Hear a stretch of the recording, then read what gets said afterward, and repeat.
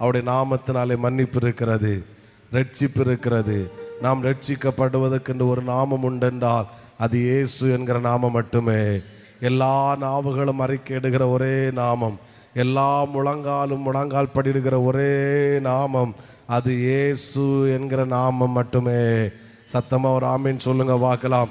அந்த நாமத்திலே அற்புதங்கள் நடக்கும், அந்த நாமத்தில் விடுதலைகள் உண்டு, அந்த நாமத்தில் நோய்கள் குணமாகும், அந்த நாமத்தில் இயற்கைக்கு அப்பாற்பட்ட அற்புதங்கள் நடக்கும். விசுவாசிக்கிற இன்றைக்கு நாம் விசுவாசித்தால் இன்றைக்கு இந்த மாலை கூட்டத்தில் அவர் செய்வதற்கு அவர் வல்லமையுள்ள தேவனாய் இருக்கிறார். ஆமேன் சொன்ன நல்லா தான் கையை தட்டி ஆண்டவரை ஹல்லேலூயா ஹல்லேலூயா. ஆமே, இயேசு சிலுவையிலே சம்பாதித்த சொத்துக்களில் ஒரு சொத்து தான் இயேசு என்கிற நாமம். ஹல்லேலூயா. ஆமென். பேதுரு சொல்லுகிறார், வெள்ளியும் பொன்னும் என்னிடத்தில் இல்லை, என்னிடத்தில் இருக்கிறதை உனக்கு தருகிறேன். நான்